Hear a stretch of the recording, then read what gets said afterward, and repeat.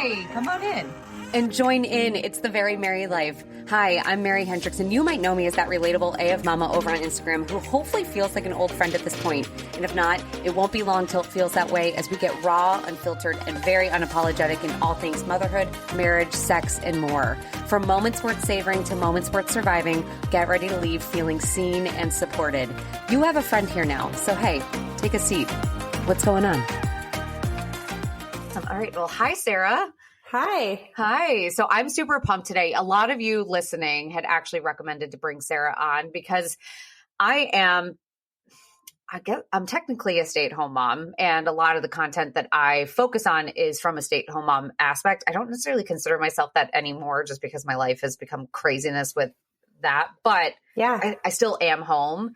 Yeah. And I do have that dynamic, and I have a lot of listeners that are quote unquote working moms, and they want to get that perspective. And I would love to be able to give that to them because it is a perspective worth hearing about because it's not uncommon. It's like, it's more common than the stay-at-home mom at this point. So I think it's a conversation worth having.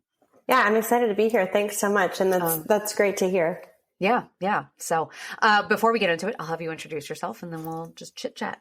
Yeah, I am Sarah Steele. I'm on Instagram and TikTok at The Corporate Mama. And to your point, I am a content creator that creates content around the space of being a working mom in the sense that I have a job that pays me outside of what I do within my home. I think to your point, even all moms work, but I really focus on the aspect of when someone unrelated to your family or home is really in control over your output of your day. Yeah. Yeah. Well, and that's perfect. I actually recently had a guest on, and by the time that this airs for anyone listening, it will probably be a few episodes before this. I think her episode's coming out at the end of May, but she is a psychotherapist that works with more working moms, quote unquote, working moms. And we started, and she had said, it's hard when I called my course, the working mom course, she was like, it's hard because there is that debate of all moms work. And some people get really up in arms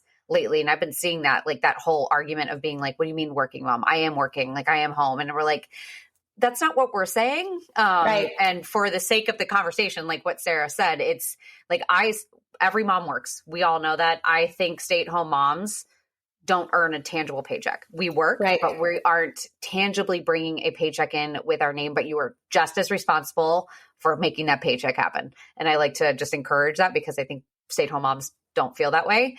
And then working moms are like you said, that you are responsible for the output.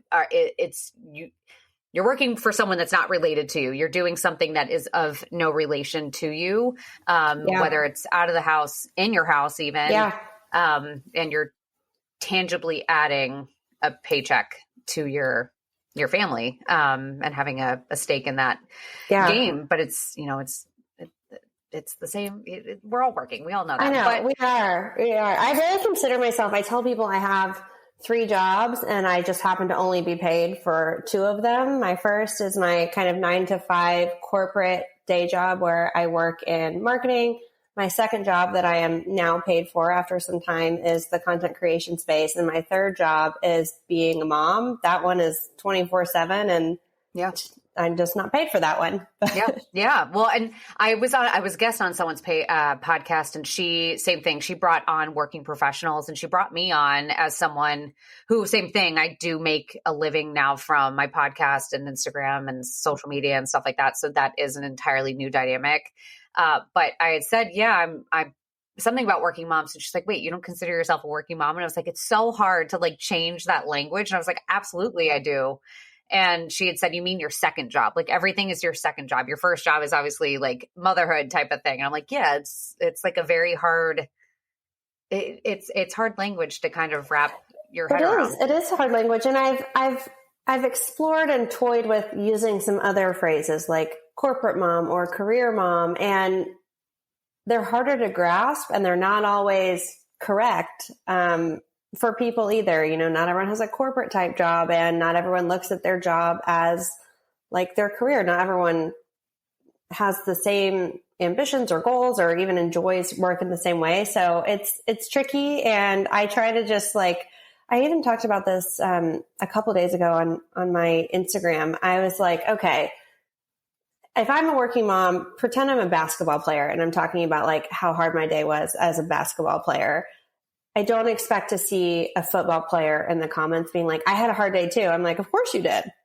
You're doing something just as hard as I am. I personally would find it extremely challenging to be home with my kids all day. And I think that is an entirely different kind of work that, I only experience in the evenings and weekends. But I think, we're all just trying to get our shit together and get it done and raise happy humans.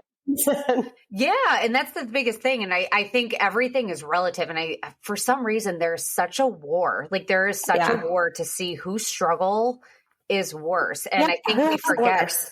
Yeah, I think people are forgetting the parallel. Like it exists. Like you can have parallel struggles at the same exact time, and what might be hard for one person may not be hard for you, and vice versa. Yeah. It's just and one person's struggle doesn't negate yours or take yours away in any capacity. No, so it's a very funky space. Motherhood is a very funky space. I just was saying that to my husband this morning. Especially like, how old are your kids? They are. I have a house phone. Did you know that I still have a house phone? I'm like one of the last people that have a house phone. No one ever calls it. You get real calls? My kids one just turned 4 a couple weeks ago. And then I have an almost 6-year-old in a couple weeks from now. So basically 4 and 6. So but not babies anymore. Yeah. But you're still in the little kid years. So we're still in. I'm still in the not sleeping, kids in my bed every 2 hours sometimes type of of that. Yeah. So but it's that phase of life. And I just said that to my husband. I was like, it's so tricky meeting people because I feel like, especially moms, you meet other moms and everyone is like, got their butthole clenched. Like everyone's like talking to each other. Like, like, what are you about? And God forbid you like say something that offends another person. Like everyone takes something so to heart. Everyone takes it to heart. You have to drop little keywords and just see if anybody's ears perk up at like something that sounds like you're into. It's like, are you cool? Are we cool? Are we okay? Are we fine? Yeah, no, it's so hard.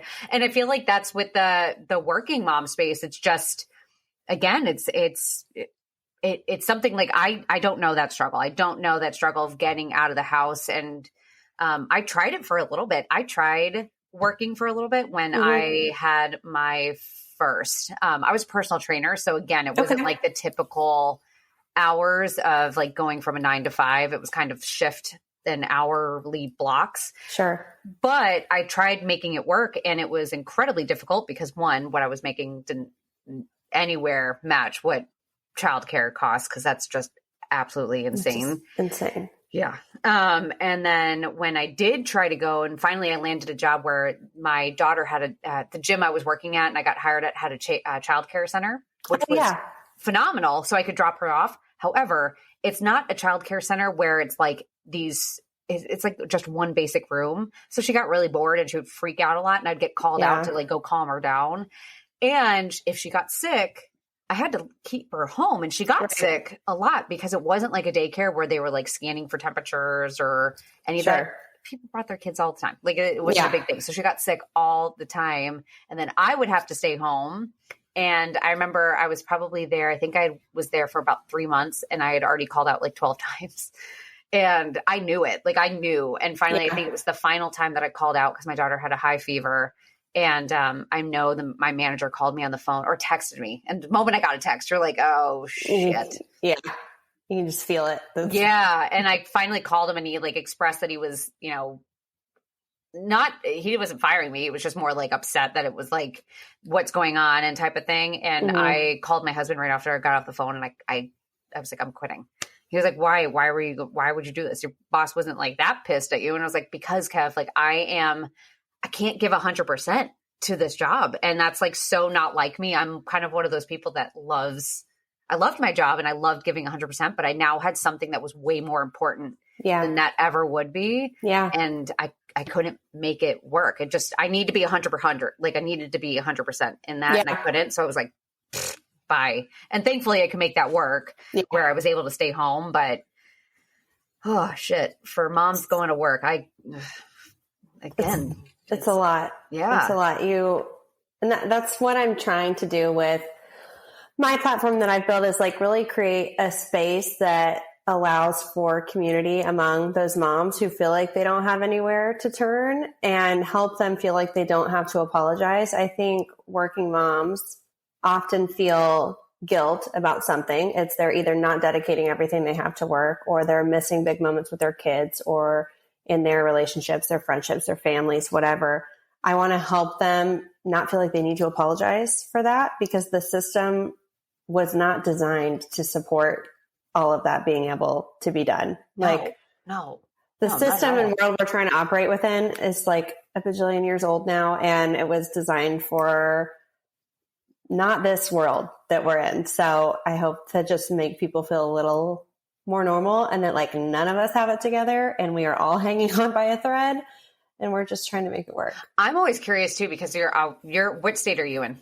I'm in Oklahoma. Okay. So you're an American mom. I feel like you almost, I mean, you know, the statistics from like people in Europe and Canada even, and like all of that with like maternity leave and how much time they get, and just like the ease of their work experience of being a parent. Yeah. It's just like American perspective on that is just like completely, it's I've worked for bullshit. I've worked for many global companies now. And the thing is, a lot of times these like incredible maternity leaves are also funded by the government, and it's like a combination of your company and the country where you live. But the other moms I would meet were just appalled. I went to one of my jobs. I came back after an 8-week maternity leave. It was 6 weeks. And then I used 2 weeks of vacation time and came back, and they were like, "Why are you here? What are you doing?" And I'm like, "What? I have to. This is how it is." And they were like, "I had 18 months and my husband had 6." And I was like, wow. Nice.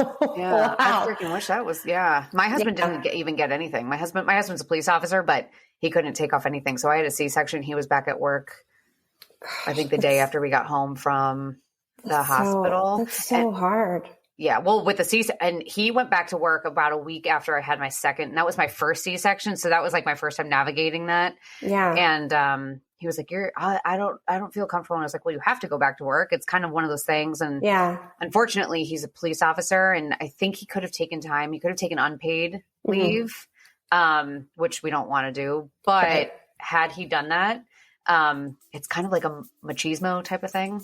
Yeah. And it's such bullshit type of. We'll be back after a quick break.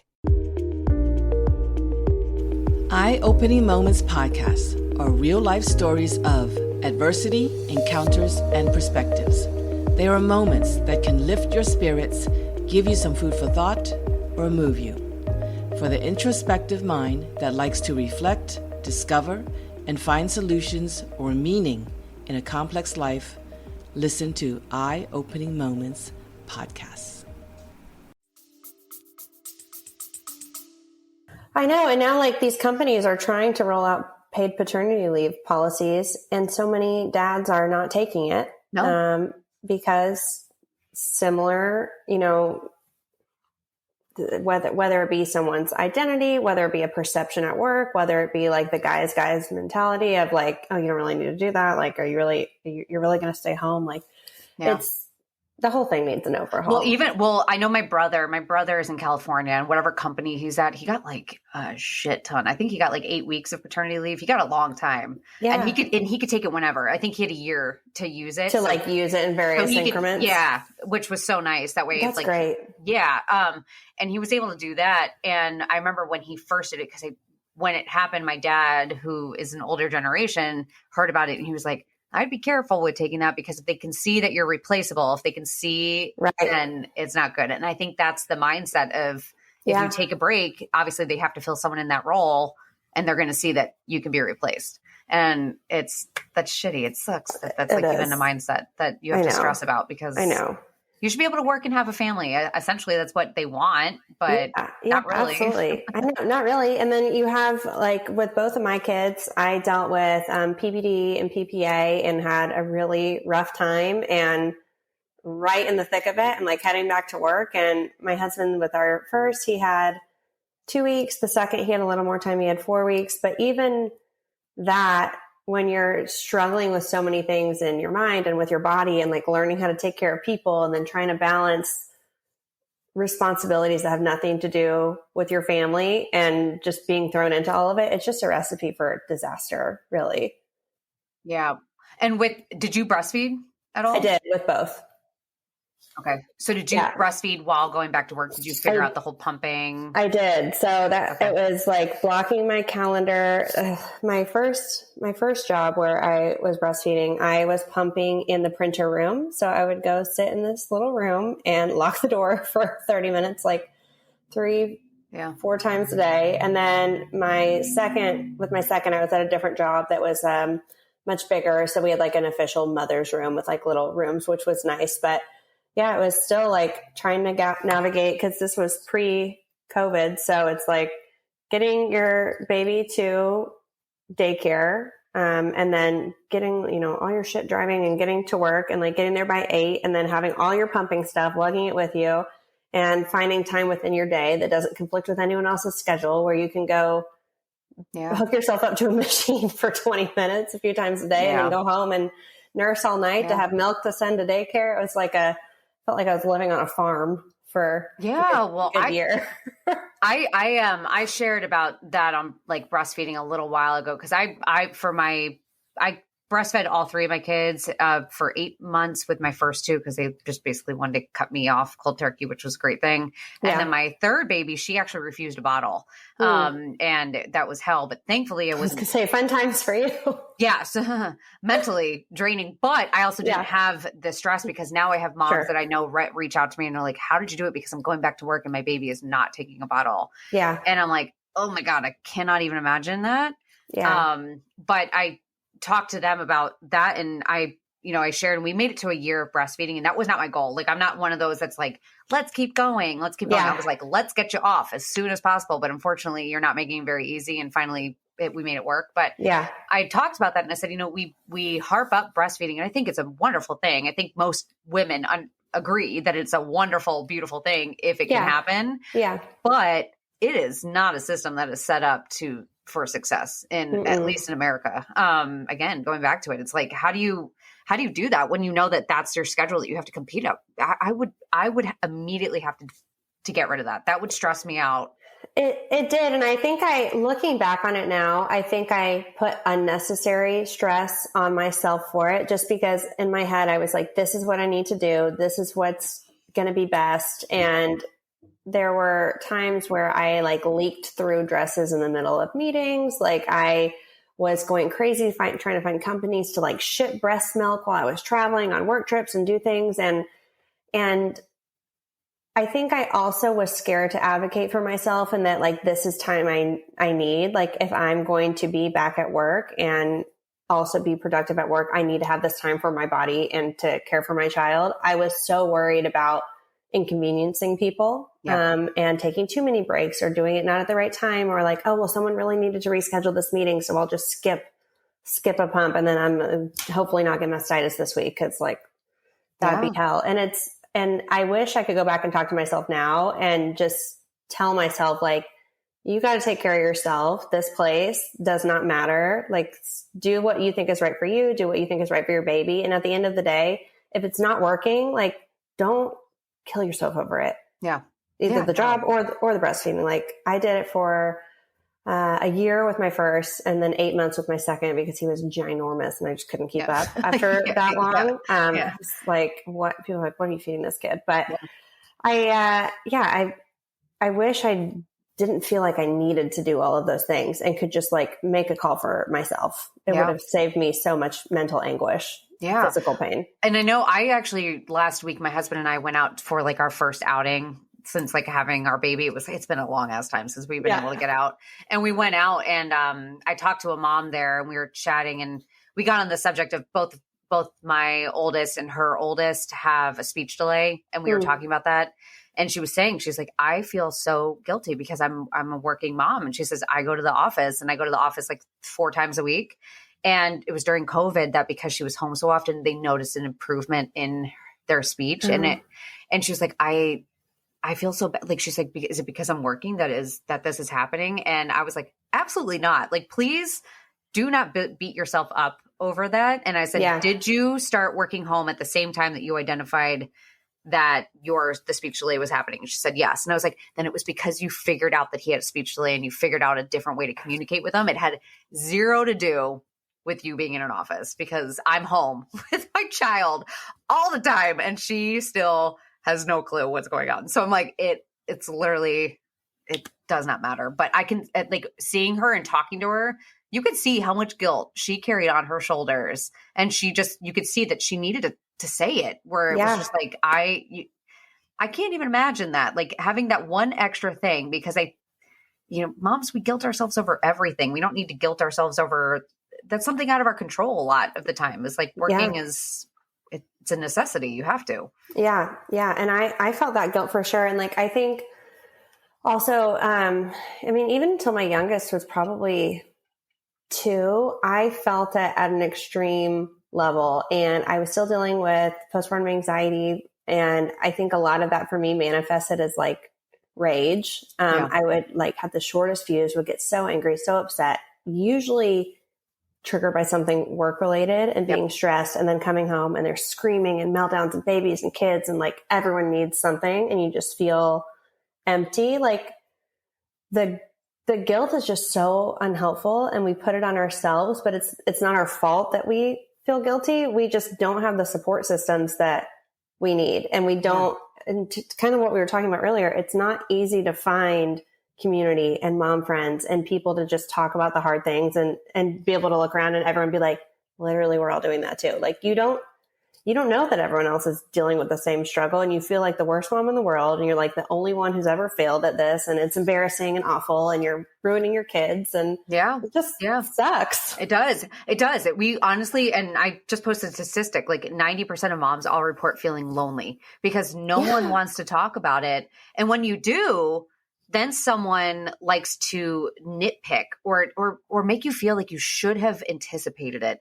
That is like the worst thing. I actually posted about, I've talked about mom rage a ton because I had a lovely incident this past September where I kicked a toy out of rage and I shattered a window, and it was like the worst fucking thing to ever happen because it was such bad time. I did not intend for that. I just kicked a toy. Of course. I just kicked a toy and it just went. Hit the wrong part of the window too. And it just shattered. And I was like, damn it. And it took like 8 weeks to repair because it was like it was this past December because of every time you walk by it, you're for like supply chain issues. Every time I was like constantly getting reminded. And then the kids, of course, were like, Mommy, we don't throw toys. So I'm like, I know.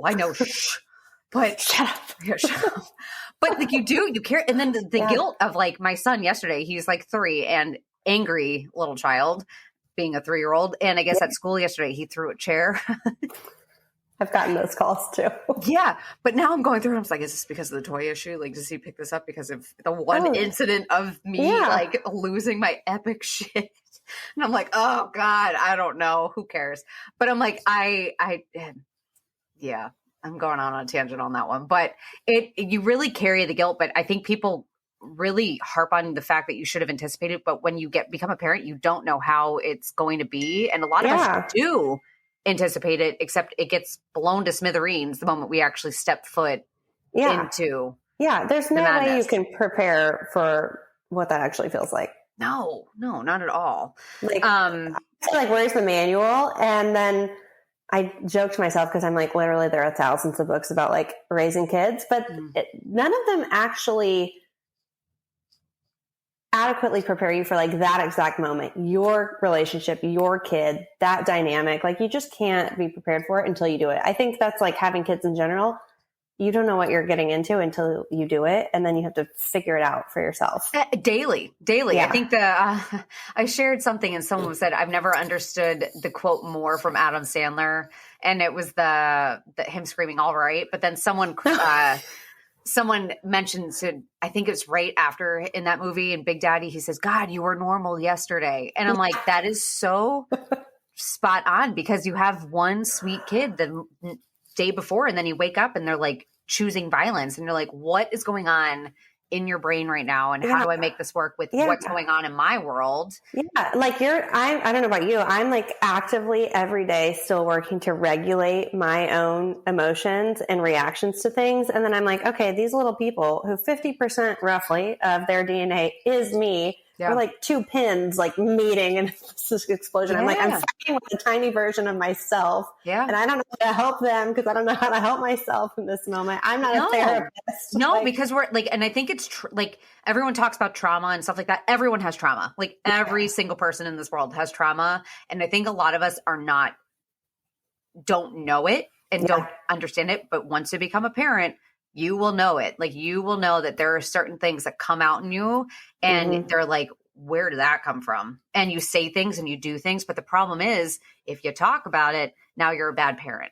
Right. And you're like, it's bullshit. It's absolute bullshit because you're like, wait, but how am I supposed to know how to fix this if I'm not allowed to say what I just did? Like, I didn't mean to yell. I didn't mean to like kick a freaking toy into the window. Like I didn't mean to do that stuff, but something came out in me.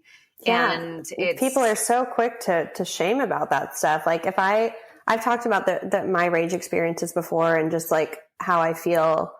And I've shared how a lot of it has come from, you know, my struggle with being at work, even though that's something I'm passionate about and really want to do. And the number of people that would be like, well, you feel like that because like you're meant to be with your kids. And that's why this is happening. I'm like, give me a break. Like literally actually give me a break. That's not what this space is for. Like, bye. But yeah, totally. People think you should have it all figured out. Yeah, no. And everyone's having it too. That's the thing. It's like, again, you can parallel it to someone that's home all the time.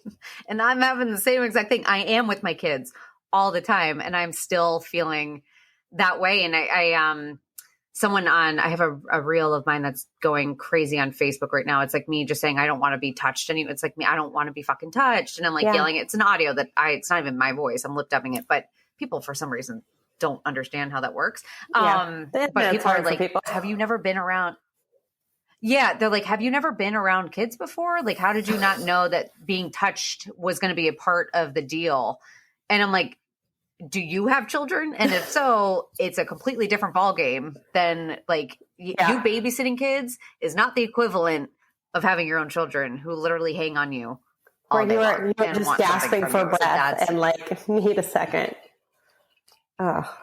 Yeah. I'm like, God, you people suck. But are you married? I am. Okay. How is it with that dynamic of like figuring out like the default parent? So we both work from home, which is nice, because, and then that's since COVID. So it's made it easier for like having things be a little more evenly divided. I think of like, we're both home all day. So we're both doing stuff around the house. But I think, from the beginning, I've always been a little more default schedules, selecting places, schools, which doctors, and he's taken care of more of like the logistics aspects of like planning and house stuff. And, I mean, our dynamic is interesting. He does more around the house than I do, like cleaning wise and doing things like that. I think mostly just because it's our personalities. I have ADHD and I have like blindness to mess. I'm like, those are specific piles. Don't touch my special piles. I know what's in them. And he's coming behind cleaning up. Like, what is all this crap everywhere? Yeah. This has been here for 8 months and you haven't touched it. Yeah. But I think I am, if somebody has sadness, tears, big feelings, sad, hard day, it's me. If somebody wants playtime, cheering up, doing something fun, is him. It's probably like who our kids auto go to. But I think that we are both lucky that we are each very respectful of the other's stance. We share all of the big things we agree on with how we parent and raise our kids. So we're like super aligned on the big things, which I know a lot of people struggle with. Yeah. So we've been lucky in that sense. And I mean, he's super supportive that I work and have a career, and my second stream of income now has been great for our family. So good. Yeah, he's on board. Good. Was that ever a conversation that you needed to have, or was that always from the get-go? I think what really needed to be a conversation first was really more how I was feeling and some of that anxiety and rage. I think it didn't make sense where it was coming from. And it was misinterpreted as like, you're not helping enough. I'm not getting support. You're not doing this right. Versus like, I'm just struggling and spinning out of control and I don't know what to do. So I'm taking it out on anyone and anything. And you're like catching the shrapnel in the way of it. Yeah. So I think that required a lot of working through, but no, I think from like a responsibility standpoint and like having someone have to be the default, I'm grateful that from the get-go, it's been a team That's awesome. effort. I just read a statistic because Motherly, that account Motherly just did, they do a motherhood in review, a yearly review, and they do a bunch of statistics. And it's pretty interesting because they do them and they compare it to the year before. And it's interesting seeing how the pandemic changed a bunch of that. And how I think the default, 58% of women say that they're still the default parent.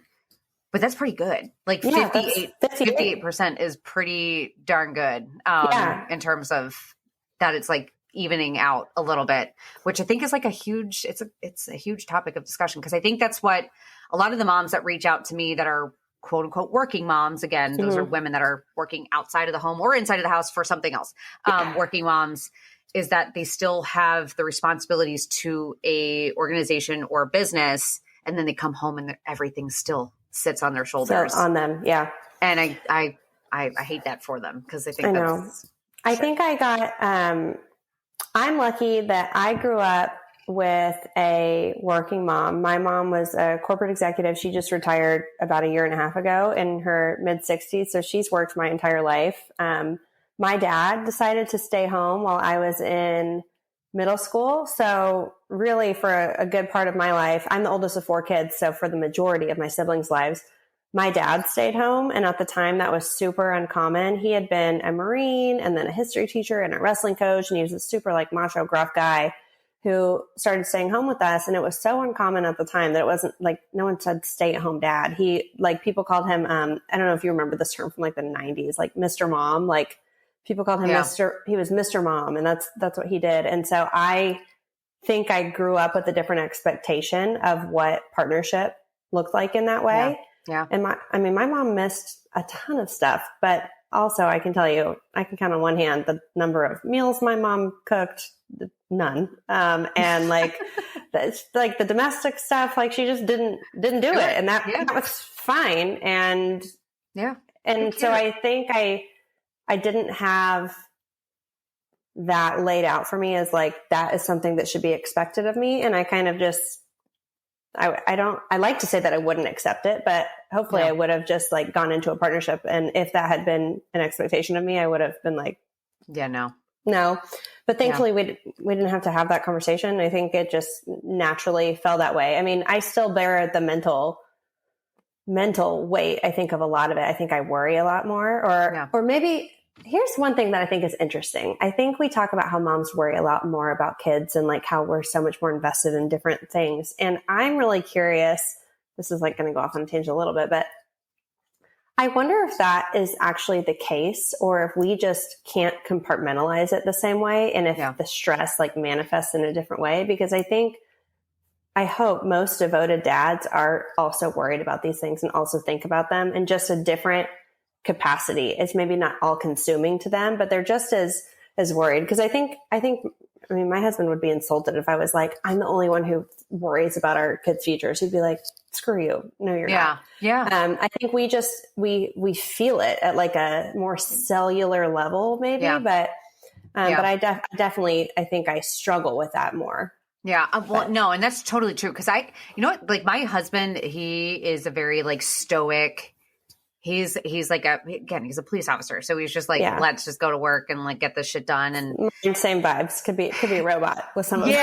Yeah. And you know that he cares tremendously about it. And I honestly think that my husband has cried more about worries for the kids than I have sometimes. Yeah. And it's because all of a sudden it just comes out. And it's like, you can tell that when I think guys just like kind of bury it. Like, I think that's just what men have been conditioned to do is like, they kind of just bury that shit and they, whatever. And we don't. Like for me, it's just in the forefront of here. Like it just comes out and I can't handle anything, but they totally do. And that's the thing. It's like, I think we we view men's emotions about parenthood in such a different manner. And I think that's honestly like what kind of starts a lot of like arguments, is because we think that they need to feel every wavelength that we're on, and they're just on a different one, but they're still feeling it. They're just showing it a little bit different, but it doesn't mean that they're not as, into it. I think they just do it differently. I think work is a big thing. Like, I know my husband, like, work is a big focus for him because he wants to do well in work, so that way his kids benefit from that. If that makes sense. Totally. So yeah, it's definitely a different thing, but that's awesome. I think in terms of the whole partnership piece, I think that's for anyone listening, if you're not married yet, like, that's a big, important conversation to have. I think important conversation to have, but also find out the background. Like, for me, because I grew up with a stay-at-home mom and a working dad. So for me, that was my norm. And then my husband grew up the opposite, where his mom and dad both worked. His mom worked a lot. So it was just like, that's what he was so used to. And he wasn't used to my norm. And we were trying to like figure that out. And I was hoping, like, I had always hoped to stay home because that's what I grew up so used to. Yeah. So it was like trying to figure that out of what that dynamic is. And then also I had to learn it. Like, I had to figure out partnership because I've been for a while, like, you get conditioned to think that because you're stayed home, everything falls on you. Everything should fall on you. And it's not. FYI, anyone listening, it's not all on you. Just because you're home does not mean it is all on you. Yeah. But I think no matter what you're doing, if you're working outside the home, if you stay home with your kids, like, I don't know if you follow Eve Rodsky, but she wrote a book called Fair Play, and even has like this game that goes along with it, Fair Play Life. And no matter what your dynamic is, it's a great it's like a quiz. There's also like a little card game you can do, but it really, I think there's maybe like 100 tasks that you can look at, and you kind of assign a person to each one. Hopefully, no matter what, if you both work, one of you works, you stay home, hopefully the tasks feel maybe not even as in 50-50, but equitable. So based on what's possible, like, you feel like you each have a respectable amount of the cards. Like, you are each contributing to your lives, and it's not one person is like rowing the entire boat and the other person's just kind of chilling and getting what they get to do. Like, I hope that for all of you, you each just feel respected as a partner, because your partner is only able to do what they do because of what you do. Yeah, no shit. That's what I always say. It's like, I stay home. My husband is a police officer, but he's also a police officer. And then he's like he trains different courses and stuff like that. He's one of the leading experts in cybersecurity and dark web investigation. So he goes and travels everywhere in his off time. And he's able to do so because I'm home. Like, he's able to do that because he knows that we both wanted this family. We both essentially wanted this dynamic of our family to work. The only way he's going to be able to do that and have the family that we have set out to achieve is if I stay home. So I'm doing that so he can hold down the fort so he can go and do that. But I think what's important is, like, one, that was a decision that we did. And when he is home, like, I view my job as like a stay-at-home mom, starting the hours he leaves to the hours he comes back. Like, that is I clock in. Like, that's when I clock in. Yeah. And then off that clock, you guys are both on. Exactly. Like, there's no clocking out. Just because he goes out of the house does not mean that he gets to clock out. Right. We both clock in and clock out to our roles individually. And then together we finish it out together. Totally. And that's what I'm like, I always try encouraging people that. I'm like, think of it as that. Like, you have your individual role and then you have your partnership, and you're going to pick that back up once you guys are fused together. Yeah. And then I hear from a lot of moms too, who are navigating separation or divorce, or they're single moms, and they are, trying to figure out how to make work. And I think that's another time where I really want to encourage moms to do, not that I was experiencing that then, but I want moms to just be more comfortable reaching out to people. Like, there are so many ways, whether it's, in person in your town or city where you live, or if it's just online on Instagram, like, there are so many spaces to find community and people who want to support you and be there for you, who are experiencing your same challenges. It is so easy to make ourselves feel isolated and to just keep everything in because, we're embarrassed or ashamed or like, it's hard to admit the struggle. But like, if I can tell anyone to do anything, it's like, please find a friend in any capacity to talk to about what you're dealing with, because there is someone that's going through it at almost the same time. Yeah. Well, and again, that's what Sarah and I are creating communities for. Like, that's why communities like ours, I think, are just becoming bigger and bigger and bigger, is that we're just trying to get that out there of just like giving moms a voice or giving moms a resource to just be able to come and say the hardship. And recently there was an influencer, I won't say it on here, but there was an influencer who lately is like anti-relatable mom content. I don't know if you I haven't seen this yet, she's like completely like just blasting moms who are relatable, saying that it's relatable is negative and whatever. And I'm like, that's not true. It was like, it's communities like that like it's hard. Motherhood is hard. Like, I don't know why we're skirting past that, but hard doesn't mean, hard doesn't mean it's not worth it. Like nothing hard. It doesn't mean it's not worth it. It just means that it's hard and that there's rough patches. And I personally believe like if you can't talk about the rough patches, how are you ever supposed to expect it to smooth it out? Like how are you supposed to figure that out if you don't talk about it? And I think there's a lot of conversations that need to happen, especially in America. Like I think American moms need conversation. I think moms worldwide need it too, but I think American moms, specifically American working moms, there needs a lot of conversation that needs to be happening because it's really hard. Yeah. And that's honestly why I started creating content in the first place. I first started the Corporate Mama when my oldest was maybe 6 months old. And I started it honestly just as a blog that I was like, I think 10 people were reading it. And I was just writing about like what my days were like or what I was dealing with or if something was funny. Because when I was trying to find content around motherhood, I found a lot of, at the time, like legit bloggers. Some of it was Instagram, but a lot of it was still just like blogs of stay-at-home moms, which I, at the time, did not have what I could feel as like having much in common with. Oh, one of my kids is home. No worries. Did not feel like I had much in common with at like a surface level. Yeah. And then if I found content that was around being a working mom, it was like schedules and logistics and here's how to plan your day. And I'm like, where are the people saying that like this is impossible? And sorry, none of us told you it was going to be like this, but like, good luck.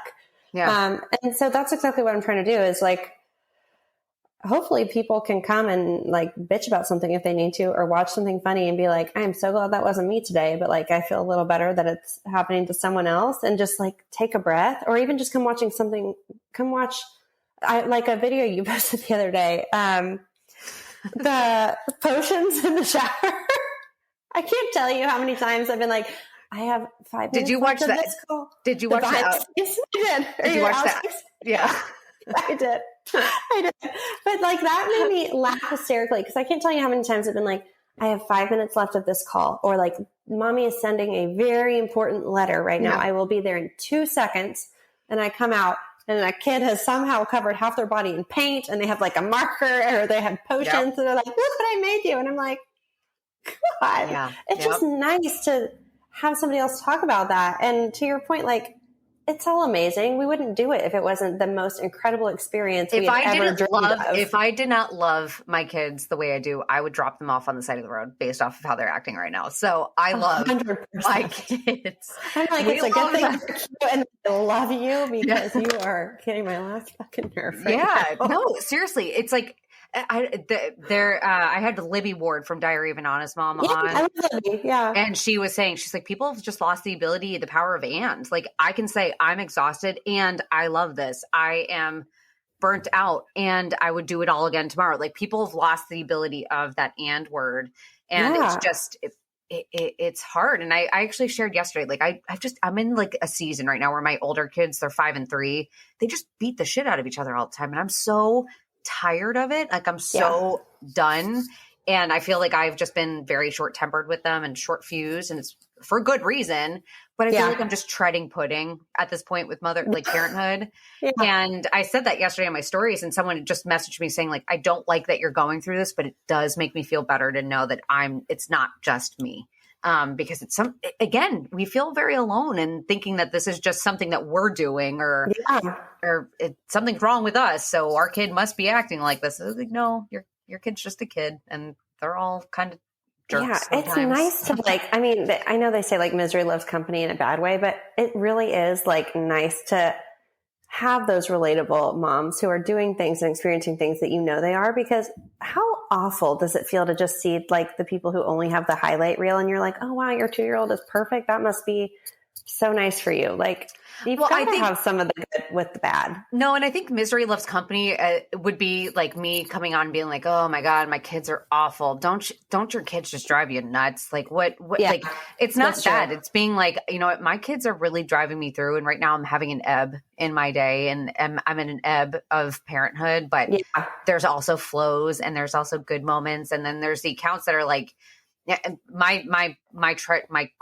line is that I like celebrating moments worth savoring and moments worth surviving. And like, that's what it is. Like, you're going to have moments that are bad, but you need them because you're never going to recognize the good ones if you don't have the bad ones. So it's just 100%. It's a trade-off type of thing. And I think people forget that if you have someone that's just like constantly, this sucks, and fails to find any silver lining, but you can't have all just silver lining also. Totally. Well, on that note, everyone, I think this was a great conversation. We're at 45 minutes, so we'll just keep it at that. But I think this was like an awesome conversation. I think people need to hear your side. So everyone listening, please go follow Sarah. I just think she's incredible. Obviously, I connected with you for a reason. And I remember I wasn't following you until someone had recommended for you to come on. And when I did, I was like, I love this. I personally love it. Like, I love seeing that perspective of, it's accounts. You have to surround yourself with accounts of different perspectives, I think, too, because I think motherhood's like you got your blinders up. And sometimes I think that's why we kind of, we forget that there's struggles out there, parallel struggles. We forget that. Yeah, 100% parallel struggles. And I think you're hysterical. I'm so glad that we've connected. Like, you bring so much light to my day. It's amazing. Thanks. Yes. Well, anyone listening, I will put all of the information to find Sarah in the show notes. But we see you and we see the work that you guys are doing, whether it's in an office or at home and, or whatever you're doing, we see it. And, we know you're kicking ass. We do. Yeah. Thanks, guys. Another episode down. Thank you all so much for listening. If you loved today's episode, I would be so appreciative if you would leave a rating and review. I cannot begin to tell you how much those mean to me, but also how much they help me get in front of more eyes and more ears. As always, be sure to check back every Tuesday and Friday for a new episode, whether it's an episode with me and my husband, me and Katie, or just another incredible, amazing guests. Stay tuned for more honest, real, raw chit chat. And hey, do me a favor before you go. Remind yourself how amazing you are, how enough you are, how special you are. And boy, oh boy, I sure am glad to have you here. Thanks, friend.